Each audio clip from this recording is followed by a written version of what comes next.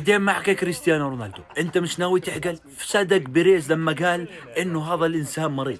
صدق بيريز، هذا مش تصريحي. اوعى يا مدريد تيجي تحكي معي، اوعى يا حمدون تحكي معي، هذا تصريح بيريز. رئيسكم كان يحكي انه رونالدو مريض. يعني انت ما بتتعلم من عمك ميسي؟ جابوا لقاء قبل فترة يا اخوان، مع مين؟ مع ميسي، على قناة شو اخبارية امريكية يا اخوان. الصحفي شو سأل ميسي؟ قال له انت كنت مهاجر يا ميسي، بتنتقل من مكان لمكان، عشت نص حياتك مهاجر. قال له نعم كنت اعيش مهاجر حتى اوصل لحلمي، ووصل لحلمه. سأله السؤال الثاني شو قال له؟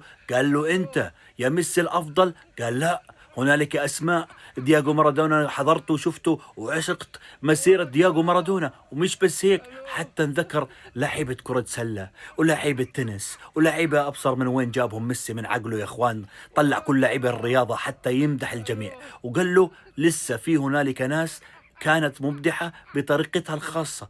يعني ما قال هو الأفضل، بس أمن أبو راس مربع. تعالوا شوف أبو راس مربع شو بيحكي. أنا رونالدو، أنا أفضل من ميسي ولا أريد أن أكون متواضعا. اللي يا زلمة حل عني يا زلمة، ميسي أحسن منك بمليون مرة، مليون مرة أحسن منك.